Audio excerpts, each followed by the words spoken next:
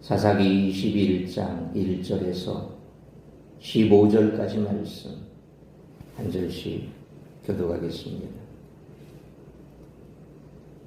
이스라엘 사람들이 미스바에서 맹세하여 이르기를 우리 중에 누구든지 딸을 베냐민 사람에게 아내로 주지 아니하리라 하였더라.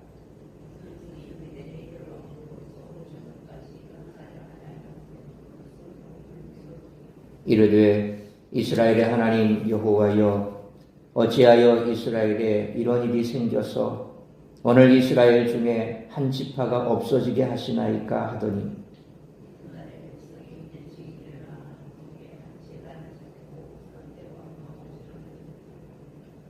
이스라엘 자손이 이르되 이스라엘 온 지파 중에 총회와 함께하여 여호와 앞에 올라오지 아니한 자가 누구냐 하니 이는 그들이 크게 맹세하기를 미스바에 와서 여호와 앞에 이르지 아니하는 자는 반드시 죽일 것이라 하였습니다.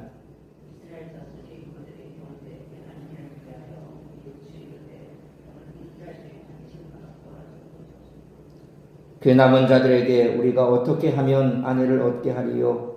우리가 전에 여호와로 맹세하여 우리의 딸을 그들의 아내로 주지 아니하리라 하였도다.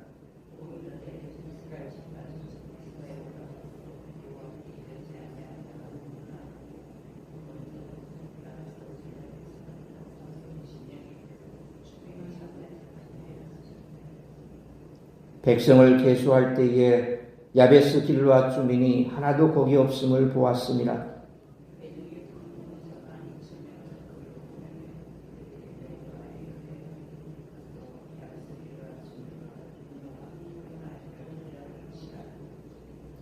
너희가 행할 일은 모든 남자 및 남자와 잔여자를 진멸하여 바칠 것이니라 하였더라.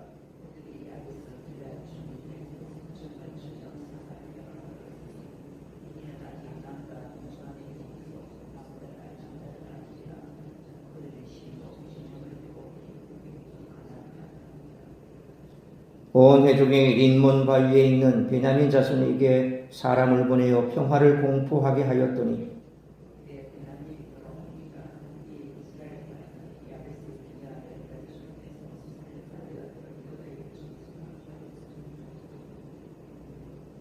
(15절) 같이 읽습니다. 백성들이 베냐민을 위하여 뉘우쳤으니 이는 여호와께서 이스라엘 지파들 중에 한 지파가 빠지게 하셨음이라 하였더라. 아멘.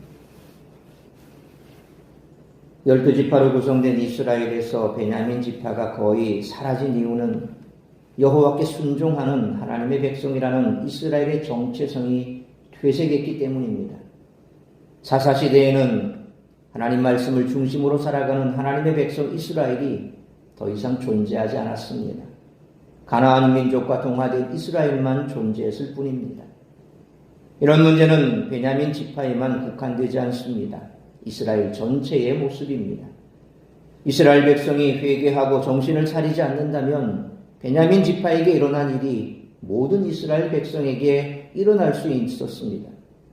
그렇다면 오늘날 그리스도인들은 자신의 정체성을 어떻게 규정하며 살아가고 있을까요? 세상 사람들과 똑같은 가치와 삶의 방식을 지니고 살면서도 그리스도인이라고 불리고 있지는 않은지 자문해 볼 일입니다. 명목상 그리스도인은 참으로 많습니다. 진정한 그리스도인은 하나님이 보내주신 구원자 예수 그리스도를 믿고 그분의 말씀을 최우선으로 따르며 하나님께 순종하는 사람입니다. 이런 분인 하나님의 백성이 언약의 복을 누릴 수 없듯이 이런 분인 그리스도인은 예수님의 크신 은혜를 날마다 경험할 수 없습니다. 한편 이스라엘 백성은 베냐민 지파를 재건하는 문제를 하나님께 묻지 않았습니다. 자기들 스스로 자기 소견에 옳은 대로 해결책을 찾았습니다. 놀랍게도 그들은 하나님의 이름으로 한 맹세를 지키기 위해 총회에 참여하지 않은 야베스 길르앗을 해렘하는, 진멸하는 그러한 악행을 저질렀습니다. 기브아의 불량배들이 범한 죄에 대한 책임을 묻고 악을 제거하겠다고 나선 이스라엘 백성들이 자신들의 경솔한 맹세를 지키기 위해 야베스 길르앗을 진멸한 것입니다. 도대체 이 일이 합당할까요? 하나님을 삶의 중심에 두지 않고 자기 소견에 옳은 대로 행하는 사람은 이렇게 또 다른 죄를 지을 수밖에 없다는 것을 잊지 말아야 할 줄 믿습니다. 우리나라 사람들은 열의를 다해 열정적으로 무엇인가 하는 것을 높이 평가하는 경향이 있습니다. 그래서 신앙생활도 세계의 다른 어느 나라보다 열정적으로 합니다. 물론 이것은 좋은 일입니다. 하지만 말씀에 대한 바른 지식에 근거하지 않은 종교적 열정은 오히려 하나님이 원하지 않는 파괴적 결과를 가져오기도 합니다. 따라서 오늘 본문의 말씀을 통해 우리들이 깨달아야 할 것은 첫째로 1절로 7절 말씀처럼 진리에 근거하지 않은 종교적 열정은 위험하다는 것입니다. 만약 이스라엘이 율법의 가르침에 충실하려 노력했다면 기브아에서 레위인의 첩을 죽게 한 불량배들만을 색출하여 징계하는데 최선의 노력을 다해야 했습니다. 끝까지 불량배들을 두둔하고 항전을 결의한 베냐민 지파 때문에 전쟁을 피할 수 없었다고 인정하더라도 베냐민을 진멸하다시피 사륙한 것은 매우 잘못된 행위죠. 소위 남아있는 사람까지도 멸절시키기 위해서 광야로 쫓아가서 그들을 마치 이삭 죽듯이 다 죽였다. 성경에 그렇게 표현하지 않습니까? 이삭 죽듯이 그들을 진멸했다. 사실상 이것은 거의 광기에 지나는 것이죠.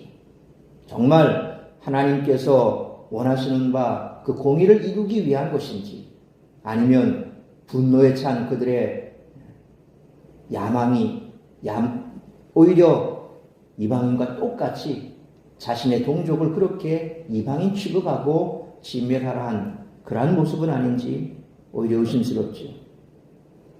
여기에 이스라엘 사람들은 더 심한 잘못을 또 저지릅니다.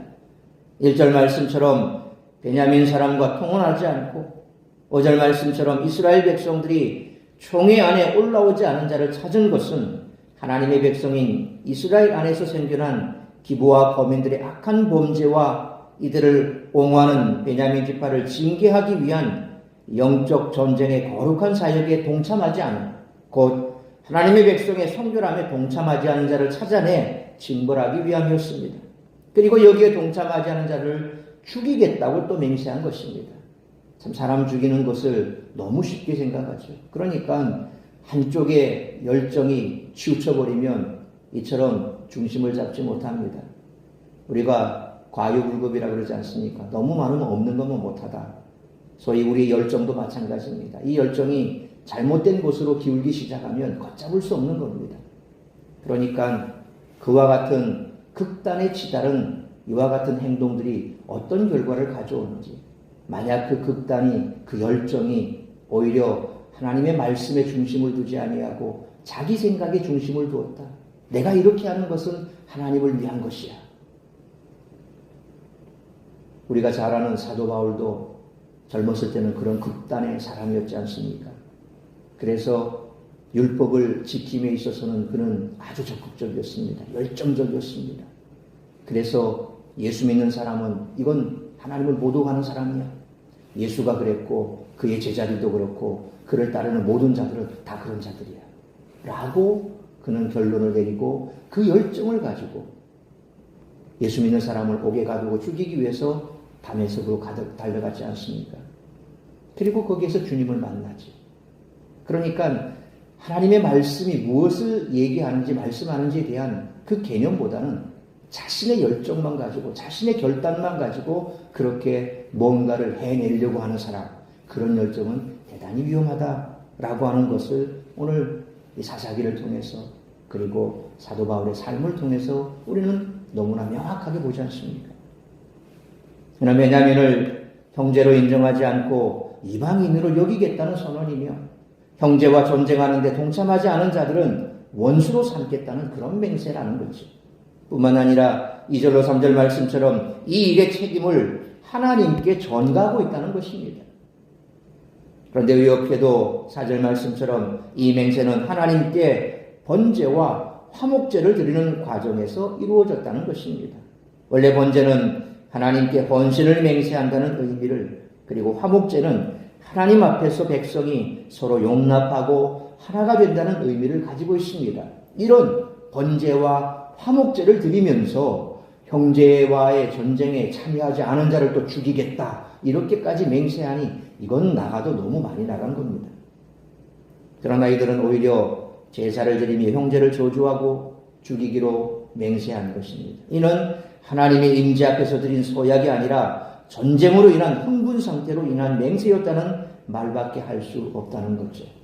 그래서 6절로 7절 말씀처럼 자신들의 맹세를 이제 후회합니다.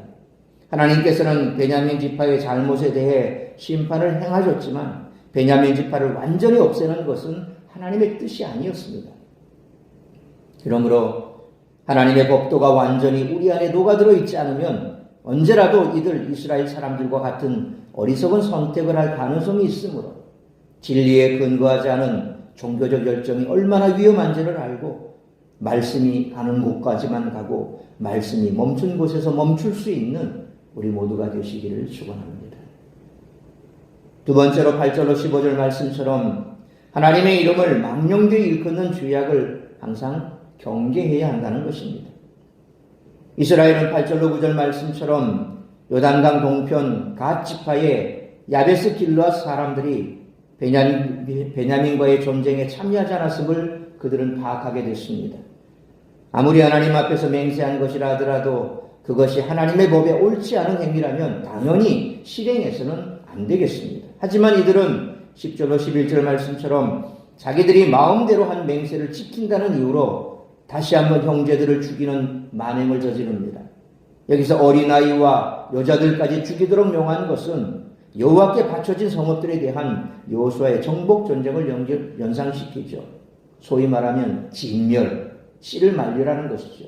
그건 왜 그렇습니까? 가나안 땅에 죄악이 가득하기에 그 어떤 것도 남겨두지 말라는 것입니다. 이미 그들은 그들의 죄악에 의해서 하나님의 심판이 결정이 났고 하나님이 결정하신 심판의 한 방법이 바로 조금도 남겨두어서 그들이 가나안화되는 것을 하나님은 용납하지 않았다는 것입니다. 그런데 우리가 여호수아서 이후부터 지금 사사기까지 살펴본 내용은 뭡니까? 하나님의 말씀, 그들을 진멸하는 것은 행하지 않고 자기 소견에 오른 대로 쉬운 것, 편한 것, 그래서 가서 그 땅을 차지하라, 그 땅에 들어가서 그들을 쫓아내라. 근데 쫓아내지 않았습니다. 왜? 힘드니까, 하기 싫으니까. 그래서 단지파도 뭡니까? 우리가 앞에 살펴본 것처럼 그냥 자기가 치기 편한 곳에 가서 그들을 다 쓸어버리고 그 땅에 자기 성을 짓고, 이게 인간의 모습입니다. 사사기의 모습은 실상 어떻게 보면 오늘 우리 이 땅을 살아가는 우리들의 모습과 똑같다는 겁니다. 항상 우리는 하기 편한 거, 쉬운 거, 그런 것만 골라가죠. 하나님께서 하라는 말씀에 대해서 내가 지키기 힘들면 그건 뭐 하나님께서 하나님의 자녀인데 뭐 특별히 어떻게 하시겠나, 그냥 그렇게 쉽게 생각해 버립니다. 자기 소견에 오른 대로, 내 눈에 보기 좋은 대로 항상 그렇게 살아갑니다.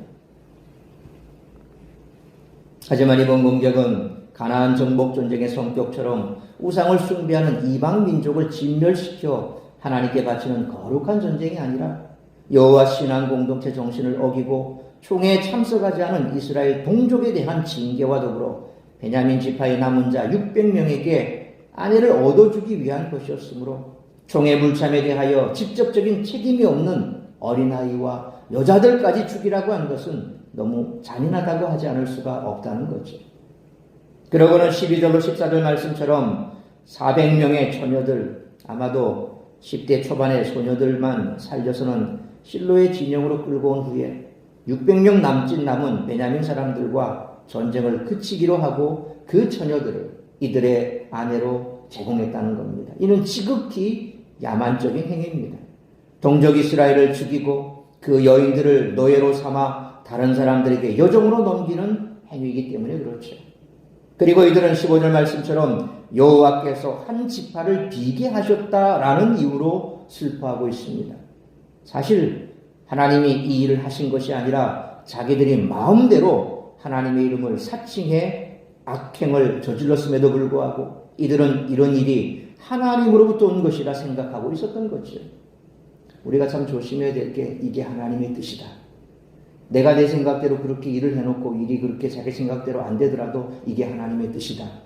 또 내 생각대로 내 뜻대로 뭔가를 해놓고 잘 돼도 이게 하나님의 뜻이다. 항상 우리가 조심해야 될 게 그겁니다. 과연 이게 하나님의 뜻인가 아닌가? 사실상 애매할 때가 있습니다.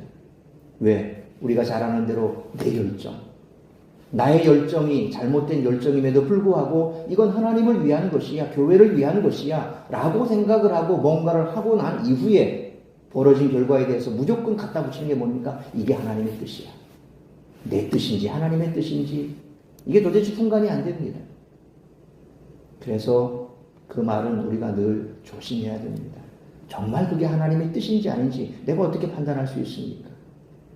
단지 우리가 바라는 것은 어떤 결과가 나더라도 그게 하나님의 뜻이기를 내가 원합니다. 이거죠. 그렇지 않습니까? 잘못돼도 잘돼도 그게 하나님의 뜻이길 원하는 게 우리의 마음이어야 됩니다. 그런데 이걸 결론 지어서 이게 하나님의 뜻이야 라고 결론 지어버리면 내가 하나님이 되어버리는 거거든요. 그래서 그런 부분을 우리가 항상 조심해야 됩니다.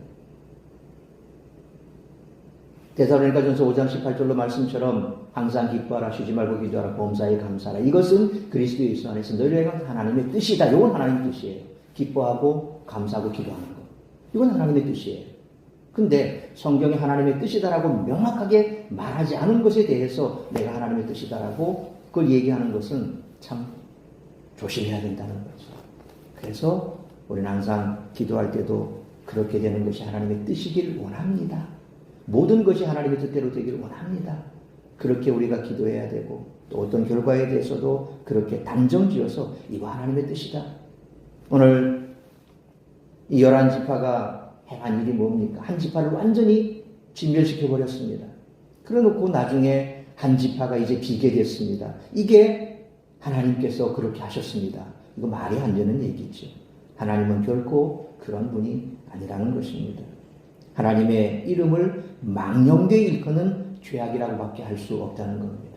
그러므로 진리에 대한 이해가 없는 종교적 열심은 위험할 뿐만 아니라 하나님 앞에서 가증한 행위가 될 수 있으므로 자신의 잘못된 생각과 행동을 하나님의 뜻으로 둔갑시켜 하나님의 이름을 망령되이 일컫는 죄악을 저지르지 않도록 항상 경계하고 조심하고 또 조심하는 우리 모두가 되시기를 축원합니다. 사랑하는 성도 여러분, 사사기를 묵상해 오는 동안 우리는 하나님이 모세를 통해 신명기 6장 6절로 9절의 말씀처럼 왜 그렇게 율법을 마음에 새기고 부지런히 가르치며 강론하고 표로 삼고 기록하라고 이스라엘에게 말씀하셨는지를 깨달을 수 있었습니다. 바로 쉐마. 왜 이스라엘 백성들에게 쉐마? 이스라엘아 들으라. 그 말씀을 왜 그렇게 강조하셨는가를 우리는 분명히 알아야 된다는 겁니다. 종교적 열심만 가지고는 하나님 앞에 가증한 행위를 일삼을 수밖에 없습니다.